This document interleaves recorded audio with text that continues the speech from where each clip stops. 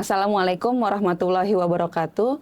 Sahabat muslimah, selamat datang di rubrik seputar Megapolitan, merekam realitas, menjaga identitas.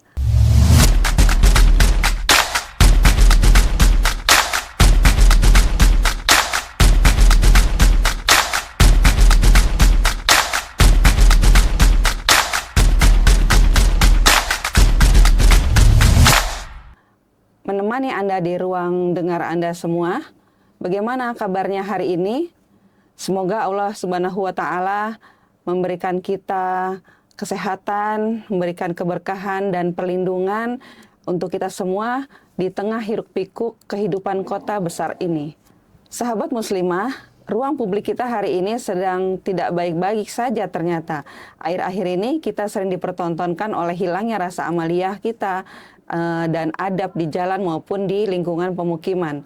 Oleh karena itu, hari ini kita akan mengangkat sebuah tema yang sangat krusial, yaitu melawan normalisasi arogansi, belajar dari fenomena Bang Jago dan peredaran obat ilegal. Nah, kita akan menyoroti dua fakta tadi atau dua kejadian tadi yang baru-baru ini meresahkan warga Jagakarsa khususnya, yaitu di Jakarta Selatan.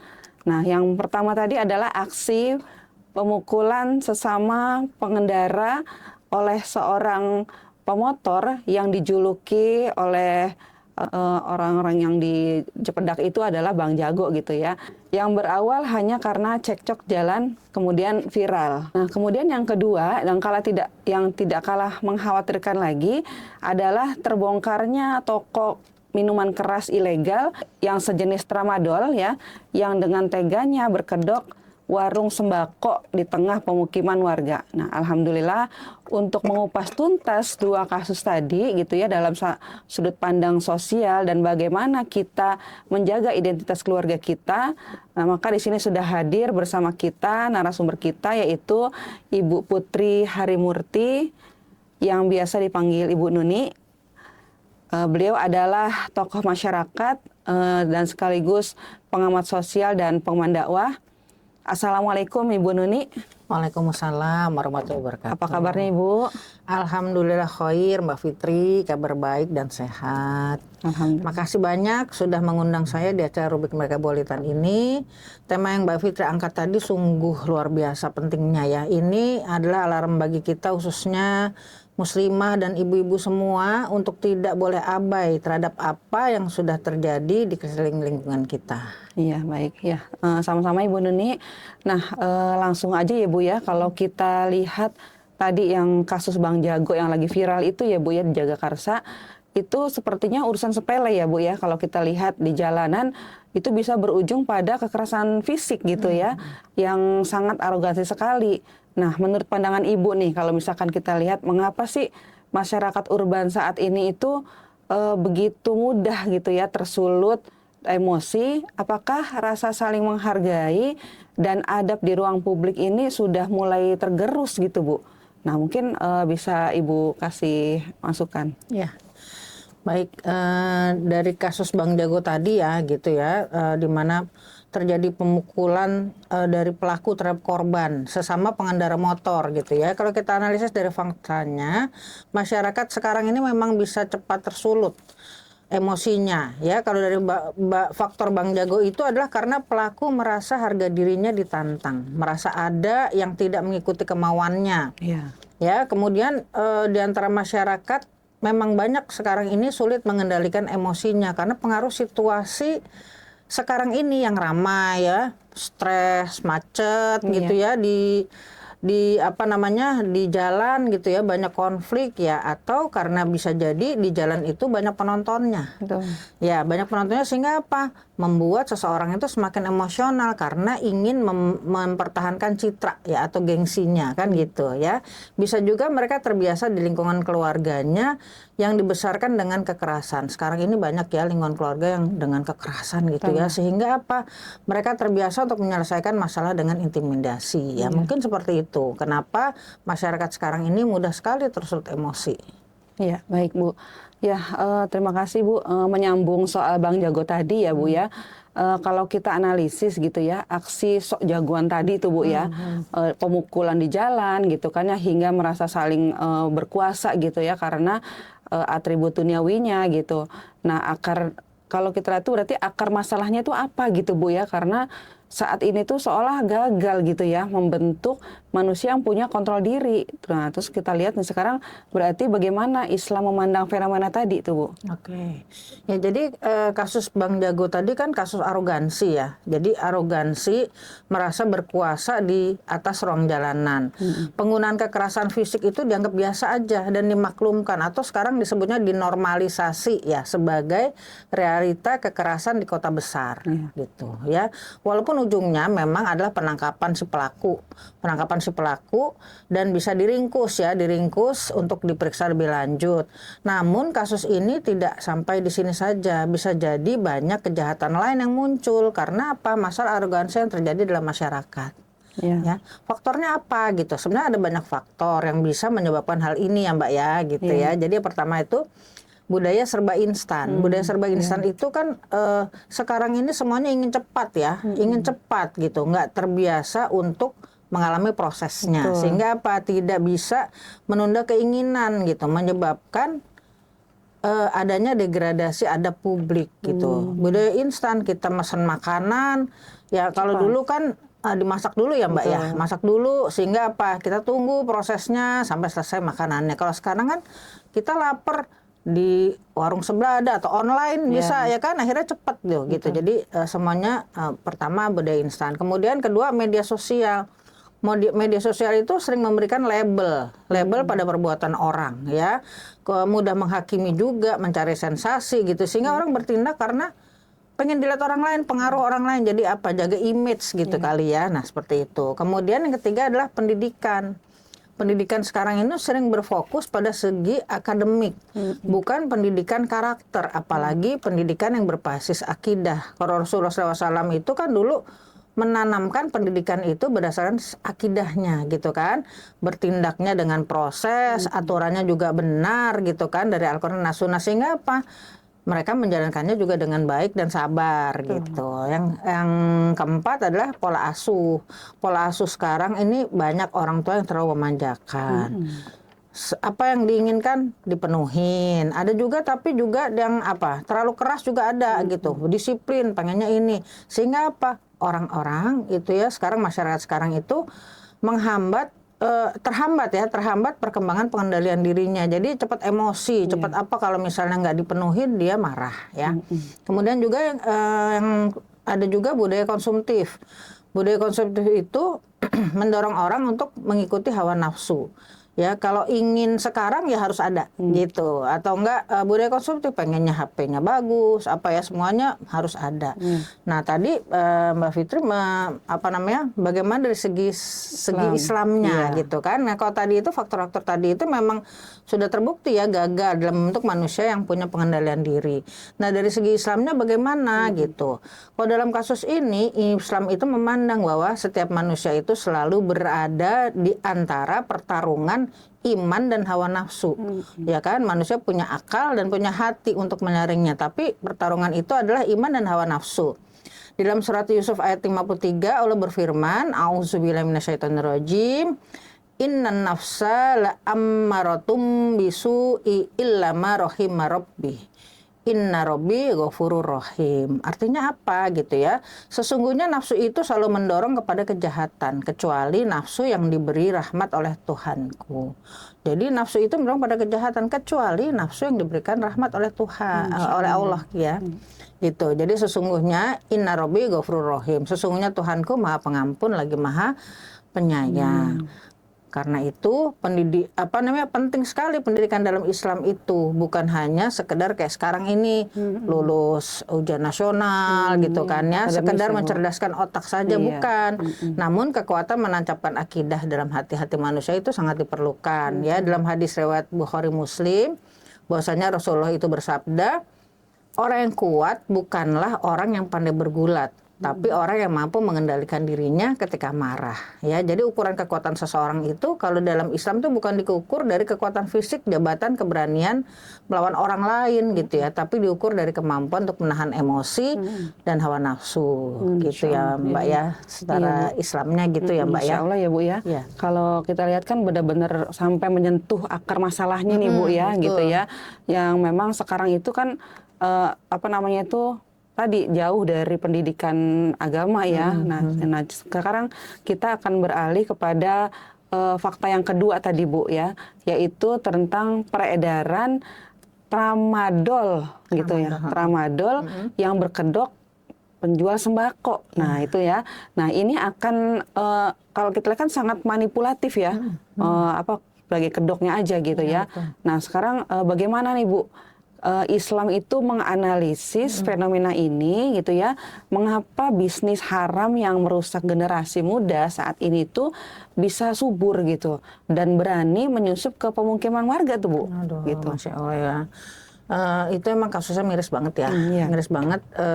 Ternyata ada warung sembako, dia mungkin dikenalnya dengan warung sembako, tapi ada bisnis obat terlarang di sana gitu ya. Di sini disebutkan bahwasanya polisi itu bisa berhasil menangkap puluhan ribu tramadol ya Bu ya, ya Mbak ya gitu, dan berbagai obat-obatan narkotika lainnya. Penjualan ilegal itu atau penjualan obat-obat terlarang itu adalah bisnis ilegal yang bisa merusak apa? Merusak kesehatan akal dan jiwa generasi penerus bangsa. Jadi bukannya fisiknya aja tapi akalnya. Akalnya itu dirusak ya. Dan Indonesia ini mayoritas kan beragama Islam. Bagaimana penerus gitu ya, penerus bangsa ini bisa meneruskan apa-apa yang sudah diwariskan oleh Rasulullah SAW gitu. Kalau kita pelajari ya dari sistem ekonomi yang berlaku saat ini nih gitu ya, maka dalam sistem kapitalis itu kita kenal adanya demand, ada supply kan gitu ya, ada kebutuhan, ada penawaran gitu ya. Dan dalam sistem kapitalis ini tidak ada standar halal haram gitu, nggak ada standar halal haram. Jadi semakin banyak orang yang membutuhkan atau yang suka ya, mungkin kalau orang yang sudah minum tramadol itu mungkin menjadi bahagia atau gimana ya gitu ya. Ini kan berdasarkan itu ya penelitian gitu ya. Orang yang minum itu menjadi bahagia gitu. Sehingga apa?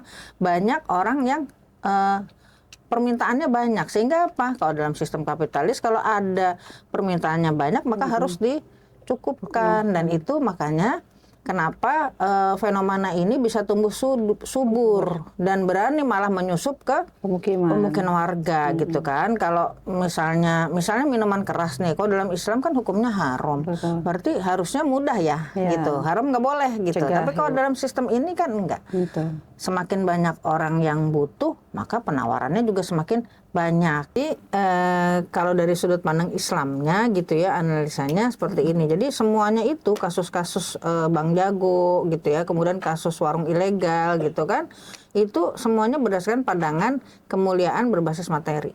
Kemuliaan berbasis materi gitu kan. Dan terjadi, kenapa hal ini bisa terjadi? Karena sistem yang ada sekarang adalah sistem sekuler kapitalistik gitu ya, di mana nilai manusia itu diukur berdasarkan apa? Berdasarkan status sosial, berdasarkan aset, berdasarkan harta yang dimiliki gitu ya, sehingga bisa menyebabkan penyakit kiber atau sombong. Pengennya apa? Pengennya pamer kan, budaya flexing tuh sekarang ya gitu kan, dan kebebasan bertindak menindas orang lain ya. Kemudian sekuler itu juga kita tahu bersama bahwasanya sekuler itu memisahkan agama dari kehidupan, sehingga adab dan syariat menjadi terpisah gitu kan. Sedangkan ya dan agama itu diisolasi ruang privat saja atau ibadah ritual, sedangkan ruang ekonomi kemudian yang lainnya ya, sosial publik gitu ya, standarisasi halal haramnya dikesampingkan demi mengejar keuntungan finansial instan. Makanya tadi tumbuh subur dan arogansi juga semakin banyak gitu. Iya, sangat menarik ya Bu ya, pembahasannya. Nah, jadi kalau begitu ya, bagaimana nih kalau kita bisa menghentikan lingkaran setan tadi itu ya, karena memang menjadi tersistem gitu ya Bu ya. Kalau lihat dari sudut pandang Islamnya tadi ya, apa sih solusi ideologisnya gitu ya untuk membentengi masyarakat saat ini khususnya yaitu menghadapi bahaya terselubung seperti warung obat ilegal tadi tuh gitu. Oke. Sebenarnya Islam punya solusi Mbak gitu ya. Islam punya solusi yang pamungkas ya. Maksudnya solusinya itu sempurna namanya juga ya karena Islam itu memang isinya adalah wahyu dari Allah gitu kan, maka punya solusi untuk semua kasus yang ada sekarang ini ya. Bahwasannya dalam perspektif Islam kalau misalnya kasus-kasus itu ingin diberantas, maka harus terjadi sinergi dari 4 pilar. Ya, yang pertama itu adalah pilar individu. Bagaimana peran individu itu membentuk ketakwaan hakiki dan pertahanan diri dan fondasi. Caranya dengan apa? Ya, kita kuatkan benteng kita, mendekatkan diri kepada Allah gitu ya. Kemudian menjaga diri dari tontonan yang merusak ya, menjaga diri dari tontonan yang merusak. Kemudian juga membekali diri dengan pemahaman agama yang benar. Ya, itu yang pilar yang pertama. Kemudian yang kedua adalah dari sisi keluarga. Strategi apa yang harus dilakukan orang tua di rumah gitu ya. Bagaimana cara orang tua tuh mengajarkan anak tauhid gitu kan. Kemudian terikat kepada hukum syara atau terikat pada syariat gitu kan. Pembiasaan akhlak yang baik sesuai tuntunan Rasulullah SAW. Oleh karena itu memang kita sebagai orang tua juga harus menjadi role model untuk anak-anak kita. Supaya apa gitu kan? Supaya mereka juga tahu peran ayah seperti apa, peran ibu seperti apa, dan juga kita harus bangun komunikasi yang hangat sehingga anak-anak itu selalu bertanya atau selalu terbuka dengan kita gitu kan. Itu yang pilar kedua. Kalau pilar ketiga adalah masyarakat yang peduli dan bergerak. Ya, dari sisi masyarakat maka harus menerapkan budaya amar ma'ruf nahi mungkar. Harus bisa masyarakat mensinergikan lingkungan yang sholih, menciptakan ruang bermain yang sehat jasmani maupun rohaninya, dan tidak masa bodoh melihat aktivitas publik yang menormalisasi penyimpangan, sehingga berani menyuarakan dan menolak perusak moral dengan baik-baik, dengan hikmah ya, seperti dalam surat Ali Imran ya ayat 104. A'udzubillahi minasyaitonirrajim. Wattaqum minkum ummatun yad'una ilal khair wa ya'muruna bil ma'ruf wa yanhauna 'anil munkar wa ulaika humul muflihun. Ya, jadi hendaklah ada di antara kamu segolongan umat yang menyuruh kepada kebaikan, ya, menyuruh kepada yang ma'ruf atau kebaikan dan mencegah kepada yang mungkar. Mereka lah orang-orang yang beruntung. Jadi orang-orang yang beruntung itu adalah orang-orang yang selalu menyeru melakukan kepada kebajikan dan menyuruh mencegah daripada yang mungkar. Ada lagi dari surat Ali Imran juga ya 110, ya auzubillahi minasyaitonirrajim, kuntum khairu ummatin ukhrijat linnas ta'muruna bil ma'ruf wa tanhauna 'anil munkar wa tu'minuna billah ya.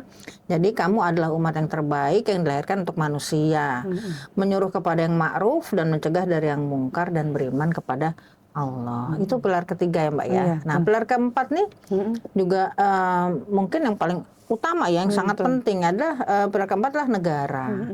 Dalam Islam peran negara itu adalah sebagai ro'in. Ro'in itu adalah untuk mengurusi rakyatnya. Ro'in itu mengurusi rakyatnya. Dan juga sebagai junnah. Junnah itu pelindung masyarakat dengan pengawasan ketat. Menutup celah mudorot dan menegakkan hukum yang tegas. Biasanya bersifatnya tuh jawazir. Jawazir itu pencegahan. Bagaimana hukum syariat itu bisa mencegah masyarakat dari yang tadi tuh kasus-kasus tadi gitu. Itu ada dalam hukum-hukum Islam, dalam hukum-hukum dalam Al-Qur'an dan Sunnah. Semuanya ada ya, sifatnya jawazir dan jawabir. Jawabir itu sanksinya untuk menebus dosa, kan gitu ya. Dan yaitu Allah menurunkan syariatnya untuk pencegahan agar tidak ada kasus seperti tadi yang saling menzolimi ya. Dan harusnya kebijakan-kebijakan di suatu negara itu juga bersifatnya jawabir dan harus diterapkan dalam negara itu. Karena sebetulnya negara itu kan mengatur keseluruhannya ya Mbak ya. Mengatur misalnya pendidikan. Pendidikan itu ya kurikulumnya itu jangan sekedar akademis lah gitu. Jangan sekedar akademis, tapi juga yang berbasis akidah, menguatkan akhlak dan ketahanan keluarga. Ya, kemudian yang kedua adalah ada juga mengatur sistem pergaulan. Bagaimana interaksi masyarakat, jangan terlalu bercampur baur laki-laki perempuan gitu ya. Tapi diatur juga gitu ya sesuai dengan syariah. Kemudian mengatur sistem media dan perlindungan digital sehingga memblokir tayangan-tayangan dan buku yang menormalisasi penyimpangan norma agama gitu ya. Dan juga penegakan hukum dan sistem saksi harus memberikan sanksi yang tegas dan menjaga kemuliaan moral masyarakat secara keseluruhan. Mungkin begitu ya 4 pilar tadi yang harus disinergikan. Baik Bu. Berarti memang kan di sini menjadi tanggung jawab kita semua ya Bu ya. Betul. Tadi dari yang Ibu bilang 4 pilar tadi berarti dari individu sampai kepada negara gitu kan ya. Berarti memang butuh sinergi gitu ya Bu ya. Menyeluruh sampai sehingga bisa memutus mata rantai masalah tadi itu gitu ya.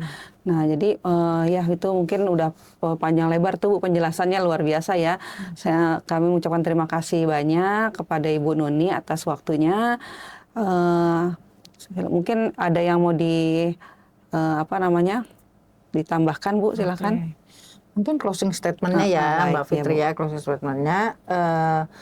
Saya akan menyampaikan bahwasanya apa yang dipelajari dari pembahasan kedua kasus tadi, ya khusus Bank Jago maupun warung ilegal gitu. Maka kasus-kasus tersebut adalah contoh bahwa bila iman yang lemah gitu ya, kemudian pengendalian diri juga lemah, normalisasi arogansi dan penyalahgunaan narkoba itu kalau bertemu gitu ya, itu yang terancam bukan hanya satu korban gitu, tapi yang terancam adalah satu masyarakat dan bahkan peradabannya itu bisa terancam ya.